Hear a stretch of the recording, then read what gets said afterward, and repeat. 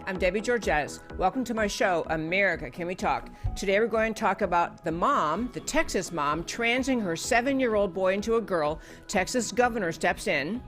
The impeachment steamroller goes on, and GOP resistance, and lynching and Civil War talk. And I'll tell you why these stories matter to you. Stay tuned.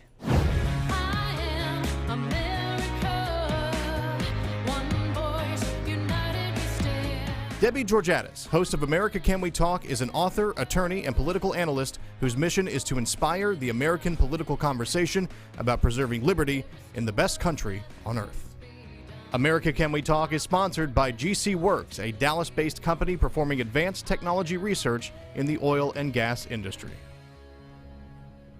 Hi again, and welcome to my show, America Can We Talk? I'm Debbie Georgatos. On today's First Five, I want to do a little bit of a follow-up on the case we've been talking about on this show in the great state of Texas, right here in Dallas, involving a dispute between parents, a mom and dad who are divorced. They are the parents of twin boys. The mom has been pushing the transitioning, the transgendering of one of her 7-year-old sons, one of the twins, from a boy to a girl. The entire case played out in front of a jury. In fact, much of America was watching this trial. A jury came back a few days ago and found in favor of the mother. It's a little more complicated than that, but the short story is the jury found in favor of the mother, who is pushing the transgendering, the changing of her young boy's gender from boy to girl, beginning with social transitioning, moving forward to puberty blockers in a few years, eventually moving toward pushing this boy to become a girl. Testimony at trial that bothered so many people, including the dad who's been trying to stop this, included that many of the little boy's friends, their family, have been saying the kid is a boy. He's a boy, and when he's with his dad, he says he's a boy. He plays with boy things. This is a mom who's really decided this young boy, this precious young boy, needs to be turned into a girl. The development since we last talked, first of all, the sentencing was, or the judge's rendering of the decision after the jury's finding was supposed to be yesterday. It was pushed forward to today at 1:30. At the time we go to press here, I don't know what the judge said, but I do have a great friend who's keeping me informed via email. I'll find out from her, and I'll let you know next week. But the great steps are, number one, the Texas governor, Greg Abbott, Republican Texas governor Greg Abbott, has stepped in. He has notified both the Texas Attorney General's office as well as the Texas Department of Family and Protective Services that he wants those two agencies to step in to see if anything can be done to stop this transgendering of this precious, innocent 7-year-old boy.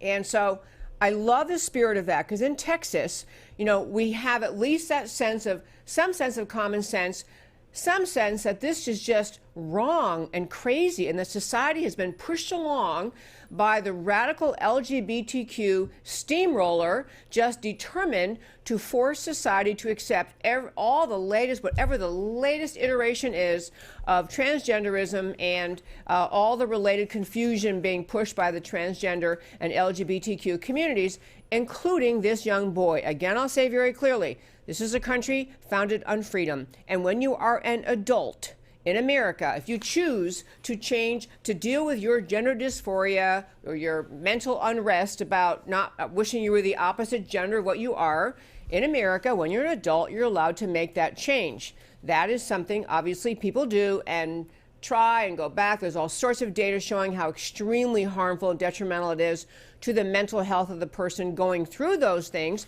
But as an adult, you're allowed. But in America, and especially in Texas, but in America, we need the adult community to stand up when you have a young child, literally, whose future entire life is put at risk. Happiness, the ability to be normal, to live a normal life, put at risk by a decision by a mom, which is not even supported by the dad of the same kid. The mom wants it, the dad doesn't, and the court said to mom, go ahead and do it. This is, fortunately for us, we had both our governor and many other people in the state weighing in. That's point one I wanted to make. Point two in this first five on this case in Texas involves how the idea of how this child, even now at age 7, is going through life, meaning that You know how kids, and sadly adults, talk about it all the time. Kids can be mean. Kids are mean, especially young kids. Kids are mean because some other kid in their class is perceived as too tall, too short, too skinny, too heavy, funny looking, all the reasons kids tease other kids. This is a boy in second grade who's 7 years old in a room full of students where the school is treating the boy as a girl at the mother's request, gave the little boy, whose name is James, the girl name of Luna. And this little boy is being dressed by his mother as a girl, sent to school as a girl. The class has been told you have to treat this boy like a girl, and the little boy is using the girl's restroom. So in normal circumstances, everyone knows kids can be mean. The idea of what this kid is going through psychologically at school because his mother has some fantasy about having a daughter instead of a son, that itself is outrageous. It's outrageous. But the last piece of it I wanted to mention this morning, today's show, is that there was interesting background that came out related to how this child ended up with the name Luna. So the mother wants to make him into a girl. This all started, we've been through these details in the past, but this all started because the kid got some toy in a Happy Meal from some fast food chain, and he liked the girl toy instead of the boy toy, and he did a little bit of pretending about being a girl. So the mother takes him that, oh, I get to join the left-wing crazy world of transgendering and pushing my baby. I mean, these kids are 7. These are babies, pushing this kid to becoming a girl. But the other interesting fact I want to plant the seed about today is have you think about is this. When this loopy conversation began, the mother trying to push the boy into being a girl, the kid was asked, what girl name would he want to have? And so, this is a kid who's immersed in some fantasy about these fanciful, non-existent figures, imaginary figures. So the mom, I don't even want to say the kid's full name on air or the mom's full name, because I really, really think there's just I want this child to have a chance at a normal life. By the way, when this case first came out, people emailed me about it and texted and said, you got to cover this on your show. And don't mention the child's name because this poor kid has enough to deal with in life without having so much publicity about his name. However, sadly, the dad's name, the mom's name, the kid's name is out in the media all over the place. So, it's not really like you can fight that anymore. But I'm not going to show this kid's picture or even say the family's full name. However, I want to share one element of this, which I think really relates to what is the mindset of a 7-year-old? The kid was asked, what, if he was going to be a girl, what name he wanted to have. So there's some pretend story, some fantasy the kid had been watching, which the female figure happened to be called Starfire. So Starfire, the name picked out by the little boy, Starfire was a female figure in this fantasy, in a superhero cartoon called Teen Titans. So the kid says he wants to be Starfire. Starfire was just a cool figure in a fantasy.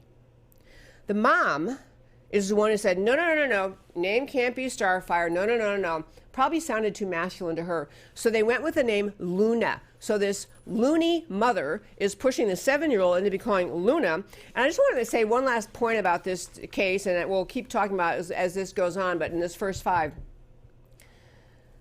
The idea that kids at age 7 do pretends is about as commonly known as the sun is hot. Kids pretend. It's healthy. Imagination is a great thing. People encourage it in their kids. You can, we have a girl and 2 boys, they're long grown, but we, all sorts of pretends growing up. We had the whole Star Wars thing going in the basement of our house outside Washington, D.C. with Millennium Falcon and toys everywhere and people being figures and, be different characters in that fantasy non-existent story, that Star Wars story. And we had pretends related to all the Disney stories. Kids pretend. It's happy, it's healthy for them. It's a way they grow their imagination. That 7-year-old kid, whatever he was saying at the time he was 3, 4, and 5, that the mother jumped onto and decided to legitimize her decision to change his gender, it is the cruelest thing to contort a healthy imagination of a child into a grotesque transgendering of a child into the other gender, which is irreversible or even if someone tries a gender transition and then comes back and tries it again and comes back, those stories you can read online involve deeply unhappy, unsettled, confused people whose lives have been ruined by this lunacy. The mother not being willing to enjoy a child's imagination, not being willing to say, hey, this is really fun. You know, we know this story. Now we're watching Teen Titans. We're into this character. But instead to take a child's imagination and abuse that child by deciding I'm going to turn that child, I'm going to work on this child to become the opposite gender. Even when the child tells his dad, tells his friends, I like being a boy. I'm a boy. I'm not a girl. I'm a boy. Doesn't matter. This mom is determined. So I'll keep you posted on this story. The fact that the Texas governor has got involved is a signal not only that they're very serious about seeing if there's some way they can stop this mom, but secondly, it's a very reassuring signal that many, many people in America recognize there's something deeply, horribly wrong with a court judgment, even a jury judgment, that says a mom can begin the transgendering process for a 7-year-old boy. And that, my friends, is today's First Five. I'm going to do 2 other stories today. I want to talk about what's happening with impeachment. And this is actually it's kind of the story of the year. If people look back at the end of 2019 or in future years, look back at 2019, the struggle in Washington, D.C. over this impeachment process will be one of the biggest stories of the year. And this is, again, the Democrats trying to bring about the impeachment of the duly elected president of the United States of America over a false allegation that he engaged in a quid pro quo conversation with the Ukrainian President Zelensky in July of this year, at the same time that every American paying attention knows that what they're accusing Trump of doing that he didn't do is what Joe Biden did do on national television, on a clip we played on the show twice at least, where he openly said he arm twisted the Ukrainian government. He said, we're going to withhold $1 billion in U.S. aid unless you drop prosecution of my son's company. That, my friends, is a quid pro quo. But we have the Democrats. That doesn't matter what Biden said. We're going for Trump. We're going to talk more in this show really about what this signifies, about what the Democrats are trying to do. But specifically on the impeachment story, I want to share 2 things with you. One is one of the newer members of the Washington, D.C. Establishment, or I should say a member of the Washington, D.C., the House of Representatives, a Republican woman, Representative Stefanik, who's from upstate New York. She actually got into the fray and gave a statement. I want to have Matt, the extremely wonderful producer, play her clip. This is Representative Elise Stefanik describing what is happening inside the U.S. Capitol in the debate between the Republicans and Democrats. This relates to how to even conduct the impeachment inquiry. Here's Elise Stefanik. Thank you, Chairwoman Cheney. Elise Stefanik, I represent New York's 21st Congressional District. I'm in my 3rd term. This is my 2nd term on Intelligence Committee. I wanted to echo what Liz mentioned. This has been a closed door, unfair, and unprecedented process. Tens of millions of Americans should know that their member of Congress has had no access to any of the transcripts. In fact, no member has been able to read every transcript, and let me tell you why. There have only been 2 transcripts that have made available to Intelligence Committee members. The first is Kurt Volker's, the second is Ambassador Yovanovitch's. We were notified this week at our staff level that they would only be printing 1 transcript for every single member, whether you're on the committee or not, and you would have to read it with a member of Democratic staff. That is unprecedented and unfair. Again, this is coming from, I sit on the Intelligence Committee. I strongly believe that every member of Congress should have access to every single transcript, because the question begs, how are these members talking about this in their district? How are they so sure the Democratic support of impeachment when they don't have access to the very evidence in this closed process? And I also believe that every transcript should be released to the American public. We continue to see press reports of cherry-picked excerpts or portions from transcripts. That's breaking the rules, but I believe that this should be transparent. It's not a political game. This is a very, very serious process, and Chairman Schiff is unfit to chair the Intelligence Committee, and these are many of the process reasons why. Okay, that again, Representative Elise Stefanik, she's from upstate New York, and that little clip tells you how wildly out of control the Democrat Party is in Washington, D.C., pursuing this impeachment. Wildly out of control. The idea that, as we talked about many times in the show, Nancy Pelosi, Speaker of the House, will not even hold a floor vote. She knows she can't get it through. She doesn't want to force her members to have to take a position because she knows many of her members are from districts where the people support President Trump. Also, there's a poll out last week, I think it was, talking about independent voters in swing states. Independent voters in swing states are overwhelmingly opposed to this impeachment. So Pelosi's choosing the impeachment crowd in her tribe, in her Democrat Party, the impeachment crowd that has been talking about impeaching President Trump before he was even sworn in, and pushing issue after issue after issue, claiming that impeachment was justified, finally settling on, okay, maybe on this conversation between Trump and President Zelensky. And as everyone can see, because President Trump released a transcript, there's no wrongdoing there. I talked yesterday about the Democrats holding these private hearings, these private depositions with witnesses. You have Adam Schiff, the chair of the House Intelligence Committee, one of Pelosi's hugest mistakes, by the way. But that guy chairing the House Intelligence Committee, trying to arm twist Kurt Volker to change his testimony, the U.S. envoy to Ukraine, to fit the Democrats' impeachment mission. So this is a Democrat Party determined to take this president down. Two other quick pieces on it, this story, just keeping us up to date on it. One was that when the Republicans, we talked yesterday about some of the Republicans just coming to the House Intelligence Committee, super secret meeting in the basement of the Capitol where they're not letting other members in. So there's Democrats holding super secret hearings, not just that the American people can't see them, not just that it's that even members of the House aren't allowed in. So Republican House members tried to enter the hearing where this Democrat, Star Chamber hearing was being held and interrogating some witness, and you actually had the Democrat chair of that committee, Schiff, get up, walk out, and take the witness with him. And the other piece I didn't get to yesterday was the Republicans who showed up at this hearing were threatened with an ethics charge. Threatened with an ethics charge for coming to this committee meeting. Representative Bradley Byrne of Alabama, a Republican,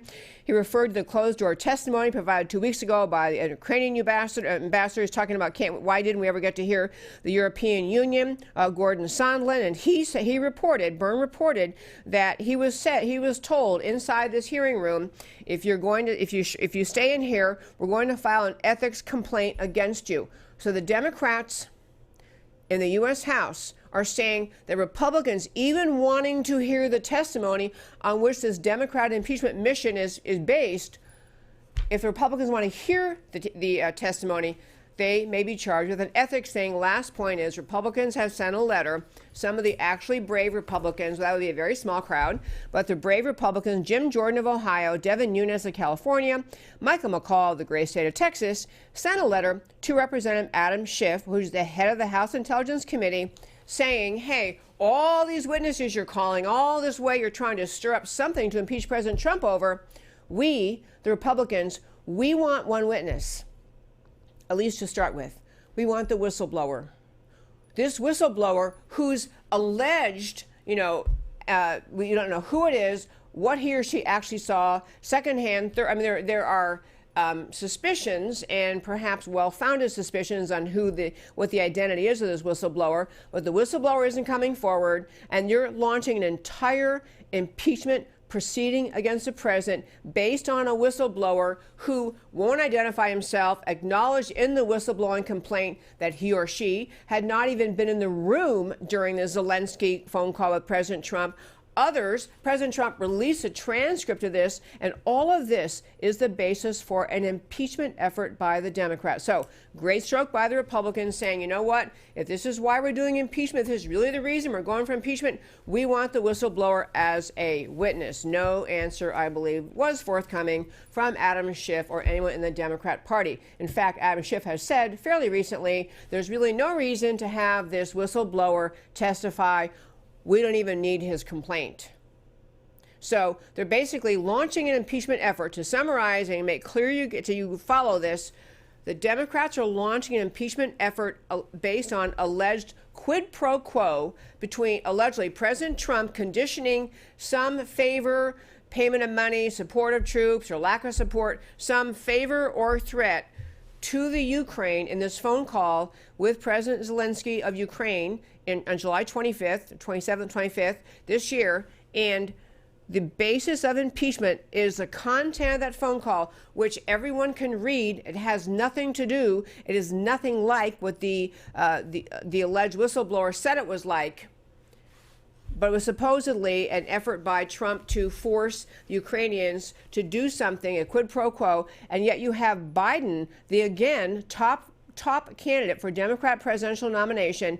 He, Biden, on tape threatened the Ukraine, acknowledged he threatened the Ukraine, bragged he threatened the Ukraine, and his conduct with the Ukraine is just fine. The double standard simply stinks to high heaven. The last topic I want to hit with you today, I called it kind of civil war and lynching. And these are actually very, very serious topics. I do not wish to discuss them in a cavalier way. I'm going to start with the lynching thing, though. President Trump put out a tweet in which he described the Democrats' conduct toward him as a lynching. His tweet actually said, essentially, all Republicans must remember what they are witnessing here, a lynching. But we will win. So Trump described the way the Democrats are coming after him, trying to impeach him, as a lynching. So the left went crazy. They have so many members of the U.S. House took to the floor of the House to denounce the outrage. How could he use the word lynching? This is horrible. Well, folks, lynching is really was a serious and horrible. The lynching in the South was a serious and horrible thing. Lynching during slavery, pre-Civil War, post-Civil War, in the Jim Crow South, which was run by the Democrats. In the South, where you had the Democrats' KKK organization engaged in lynchings. Yes, there were lynchings of Black Americans, a horrible stain on the Democrat Party's history, on the history of the South and the Democrats who ran the South at that time. However, the word lynching does not just mean the lynchings that occurred in the South. It was a word that pre-existed those incidents. In fact, it was a word that means essentially the taking into your own hands the means of justice. It means someone acting as a jury, judge, arbiter, and sentencer, and the executioner. So essentially, they were people who were killed and hung or otherwise died horrible deaths, but people attacked by an entity or a group of people with no jury, no due process, no rights to cross-examine witnesses, no right to understand the charges against you, no due process. That's what lynching is. So the idea of using that term by President Trump is not an inaccurate use of the word lynching. In fact, it's so not inaccurate that I want to play for you how Joe Biden, the top contender in the Democrat race for the nomination to run for president in 2020, how Joe Biden used that word when he was talking about the attack on President, or the effort to impeach President Clinton. So this is Matt the Wonderful. How's my next clip? History is going to question whether or not this was just a partisan lynching. It seems to me that the process is being demeaned. And I have great faith in Henry Hyde, but old Henry better get on the job. Because unless he figures out how to corral this, no matter what happens, even if the president should be impeached, history is going to question whether or not this was just a partisan lynching or whether or not it was something that, in fact, met the standard, the very high bar that was set by the founders as to what constituted an impeachable offense. Okay, folks, so back in the days when the House did impeach President Clinton, and as you know, the Senate did not remove him, but that was Joe Biden, as a senator at that time, calling the impeachment of President Clinton a lynching. Other Democrats who are now allegedly, just worked up into a tizzy over President Trump's use of that term, just want to share with you other prominent Democrats having used that word very, very recently. In fact, the New York Times ran a headline, "Fury as Trump compares impeachment inquiry to lynching." And so they're just denouncing, they're just, clutching their pearls and hand-wringing in their outrage because President Trump used that word. Let's look at how else that word has been used. For example, Democrat Representative Jim McDermott in 1998. "We're taking a step down the road to becoming a political lynch mob."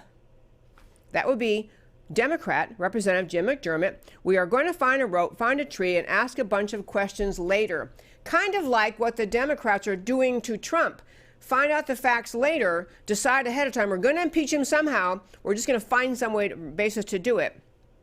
At the same time, again, back to the era of the impeachment of President Clinton, you have Democrat Representative Jerry Nadler, still very active in the U.S. House. Jerry Nadler, "I wish we could get this over with quickly. In pushing the process and pushing the arguments of fairness and due process, the Republicans so far have been running a lynch mob."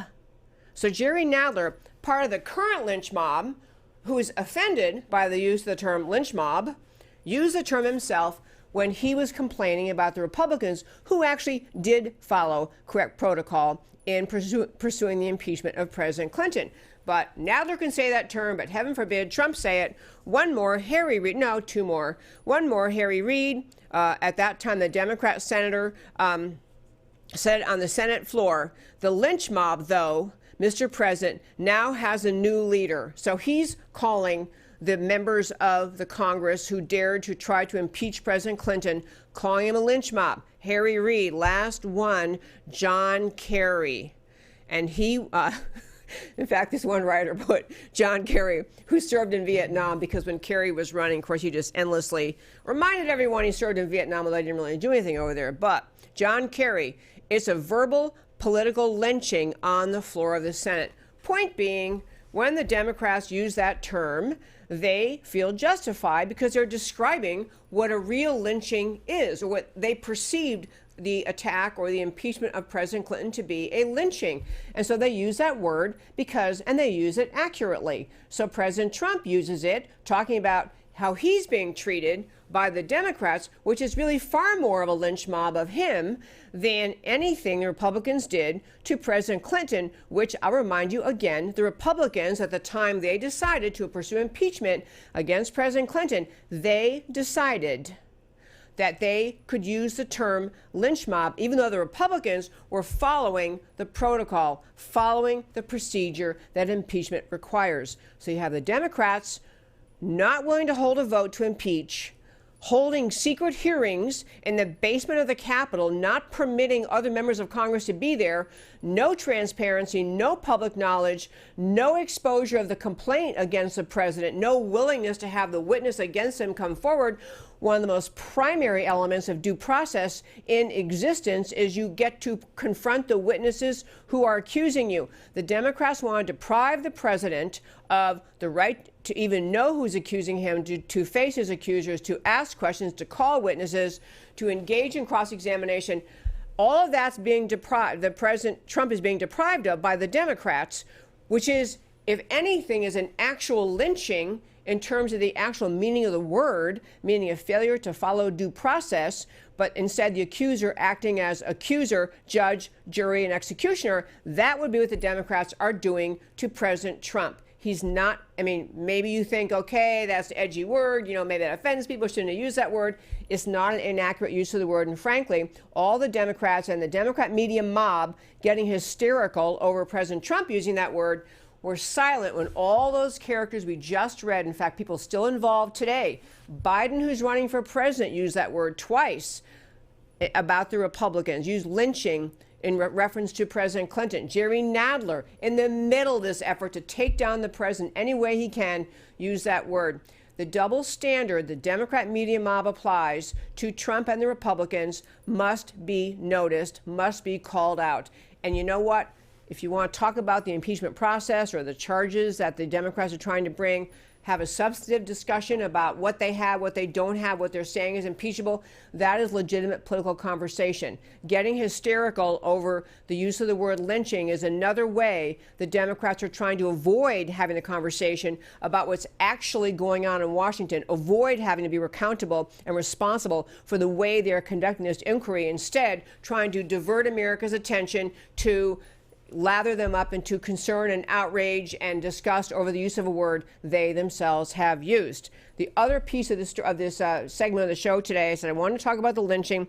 I also want to talk about the idea there has been more and more discussion about a civil war, and I want to talk about that in a very serious and earnest way.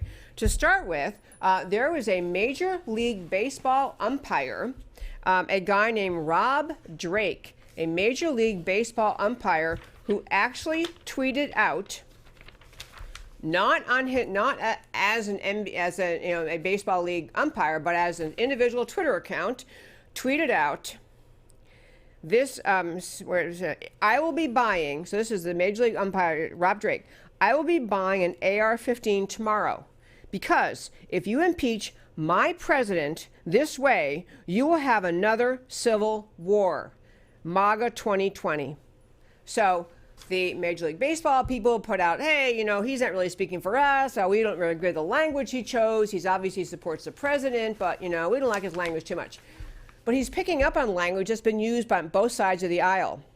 Both sides of the aisle have been using this expression about a civil war. I will tell you, even in 2018, I looked at this polling again, it's like June of 2018, I think.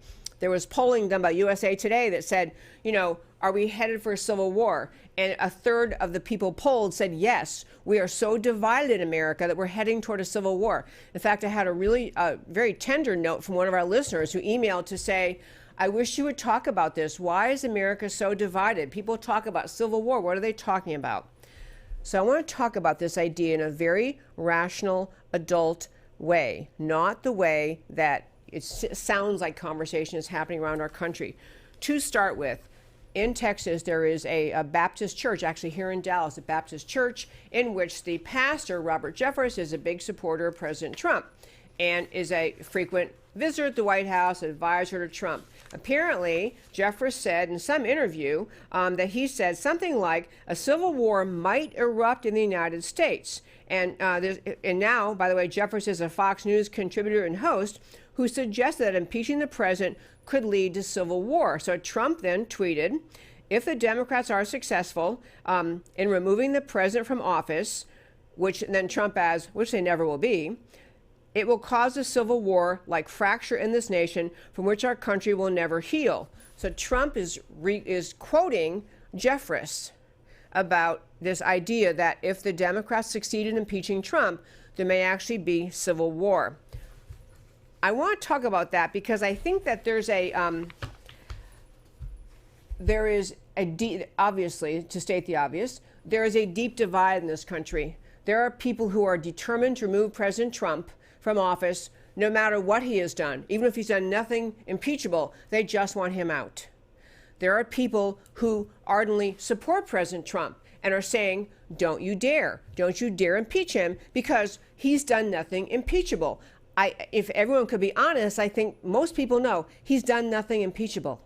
I mean, he's done what Biden did in open camera. He's done. So there's not an impeachable offense yet, and I don't think there ever will be after all the investigation and scrutiny of the Trump presidency.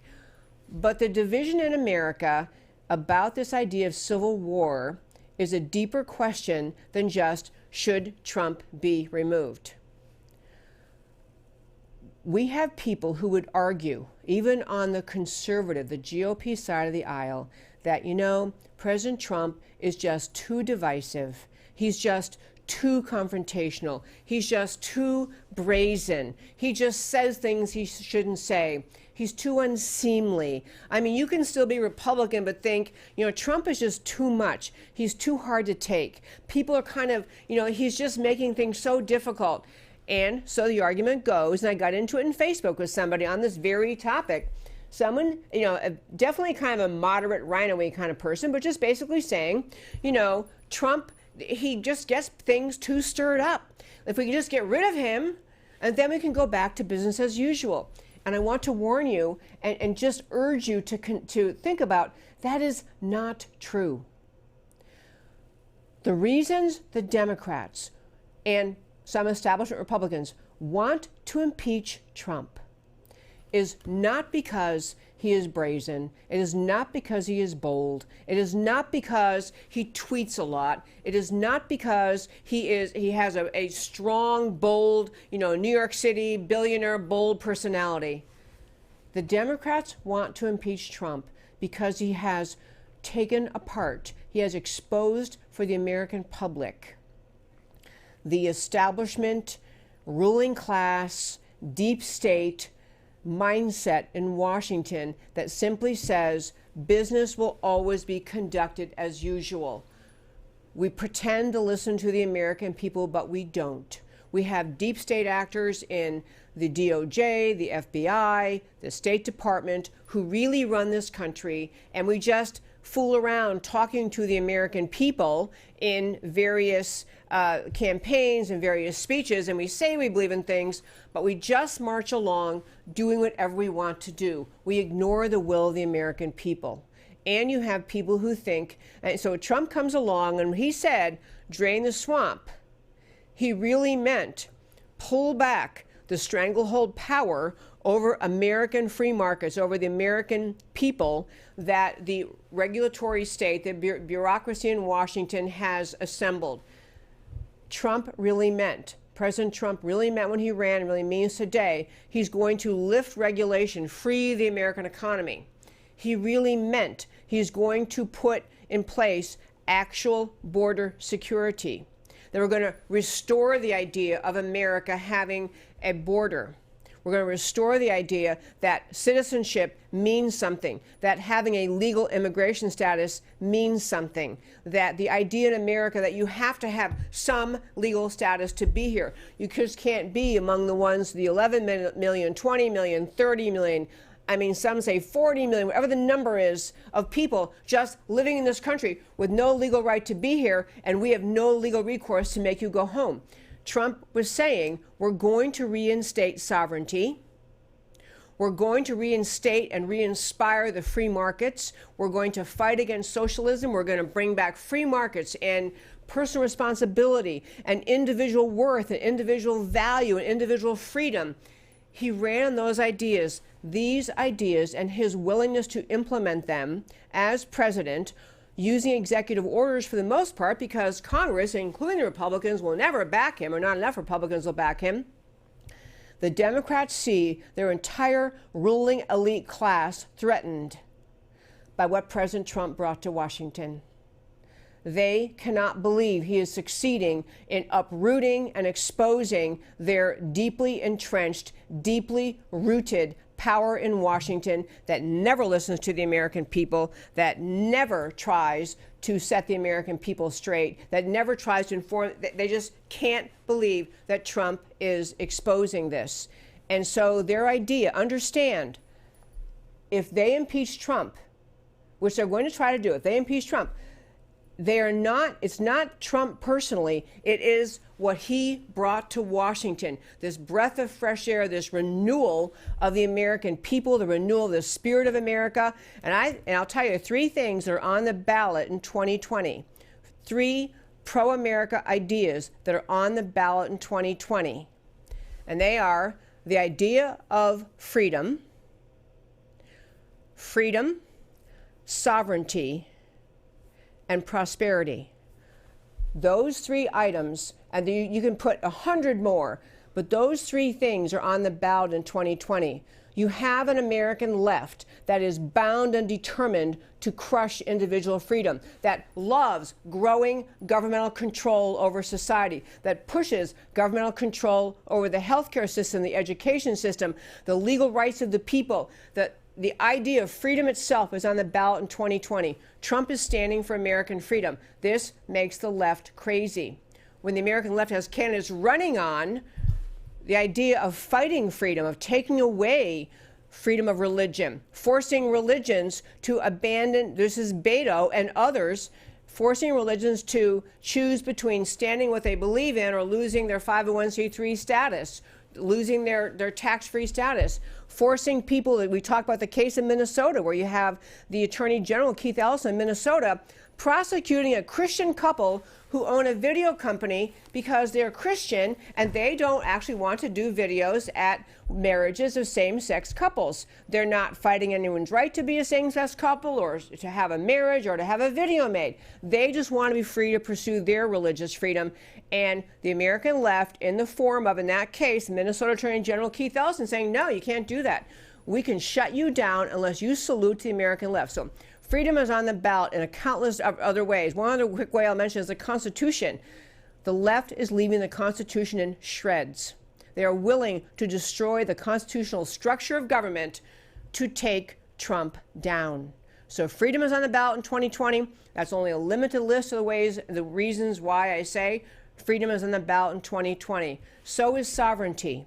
Sovereignty of the very existence of America is on the ballot in 2020. If you don't enforce borders, if you don't agree there should be borders, if you agree that people who have no legal right to be here should be protected by the legal jurisdictions and eliminate ICE, eliminate the idea of enforcing our border laws, you don't agree that we should have sovereignty. You're agreeing anything goes. There's no such thing as America. There's no sovereignty. You're agreeing the very sovereignty of America doesn't matter to you.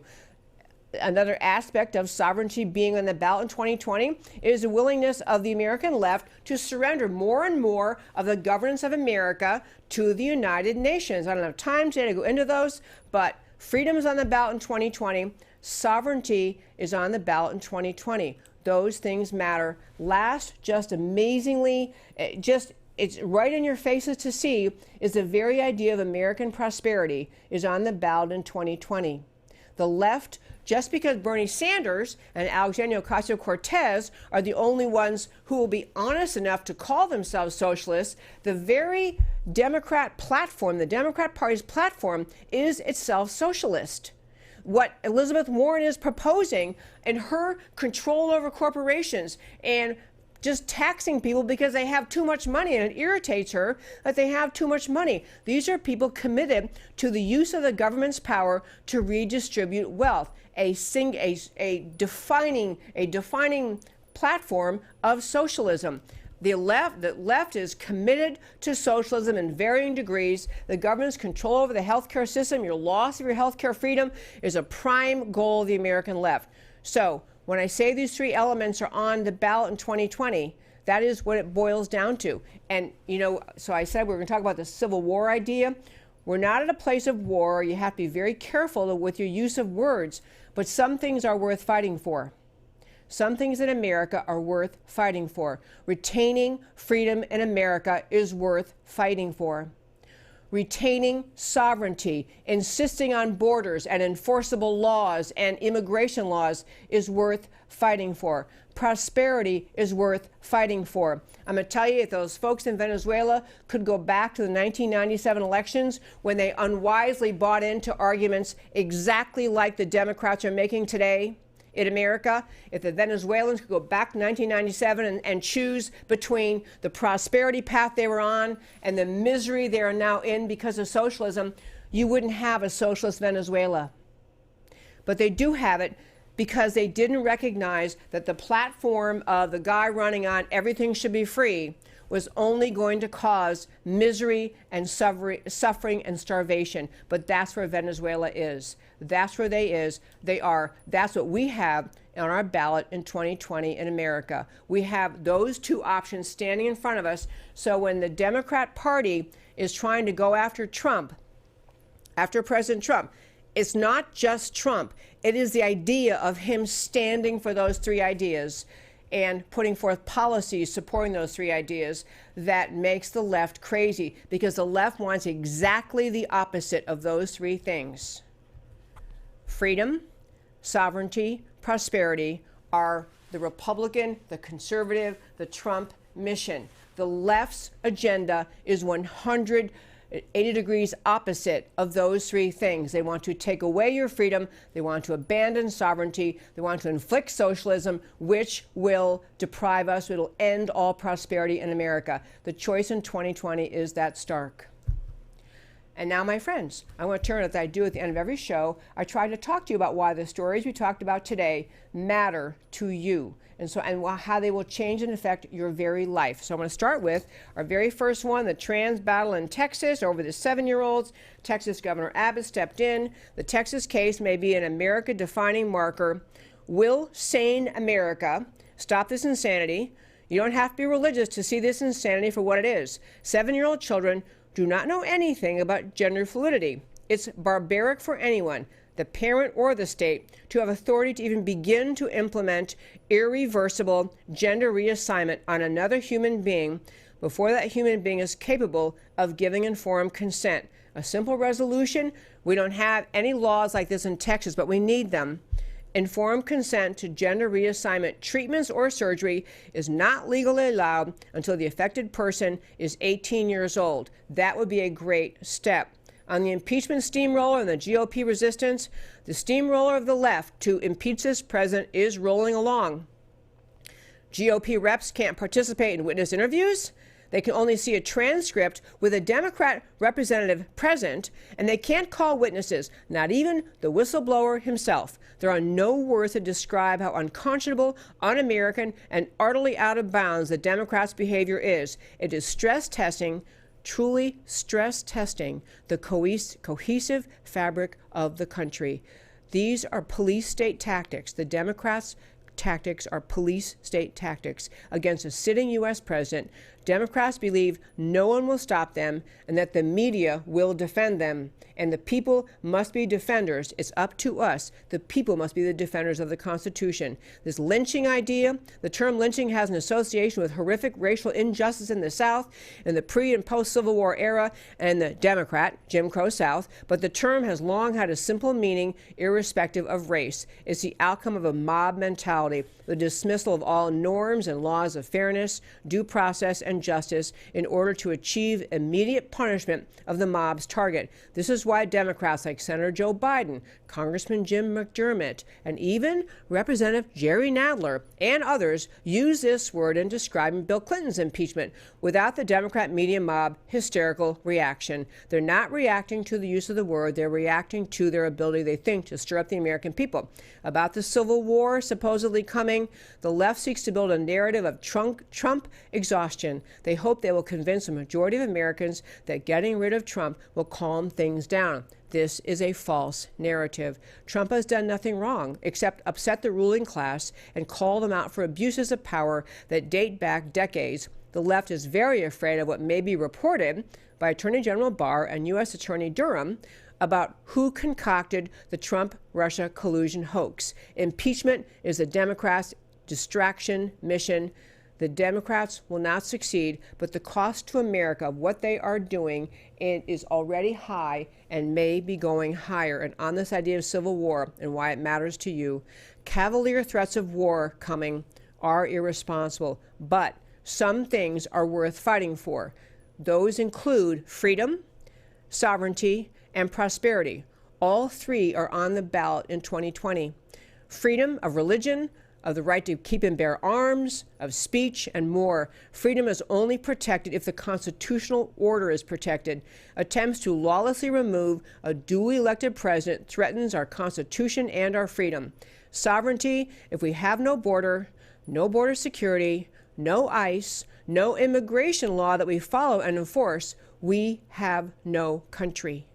And prosperity, if we permit socialism, we lose freedom and prosperity. Massive government programs promising free everything will impoverish America. And that, my friends, is America Can We Talk for today and for this week. Thank you so much for tuning in every Monday through Thursday, 3 p.m. Central Time. You can email me at americacanwetalk@gmail.com. Love to try to answer all of you or to raise your questions on air. Love your comments on Facebook. Love your comments on YouTube. Love if you subscribe to the YouTube page, like the Facebook page. You can actually share the Facebook posting and the YouTube with your friends. So appreciate if you would. If you're listening on Twitter, thank you for listening there. Please share this show. Please share the message of my show, which is to preserve America, the most extraordinary experiment in human liberty ever to bless this earth. And that's why I do a show every day talking about speaking up for America, because America matters. I'll talk to you next time. America, Can We Talk? Truth about America. Can you